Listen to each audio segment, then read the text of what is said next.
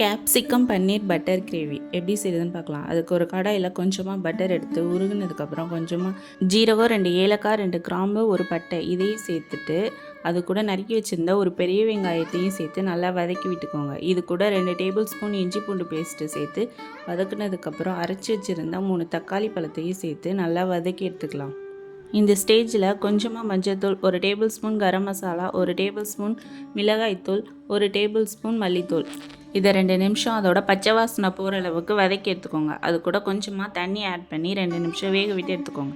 இது கூட நறுக்கி வச்சுருந்த 2 கேப்சிகம், தேவையான அளவு உப்பு, அரை கிளாஸ் தயிர், அது கூட நறுக்கி வச்சுருந்த 200 கிராம் பன்னீரையும் சேர்த்து நல்லா வதக்கி விட்டு எடுத்துக்கோங்க. இப்போ இதை மூடி போட்டு ஒரு 2 நிமிஷம் மட்டும் வேக விட்டு எடுத்துக்கோங்க. இப்போது கொஞ்சமாக கொத்தமல்லி தழை தூவி சர்வ் பண்ணிங்கன்னா கேப்சிகம் பன்னீர் பட்டர் கறி ரெடி. இந்த வீடியோ பிடிச்சிருந்தா லைக் பண்ணுங்கள், ஷேர் பண்ணுங்கள், சப்ஸ்கிரைப் பண்ணுங்கள், மறக்காமல் கமெண்ட் பண்ணுங்கள்.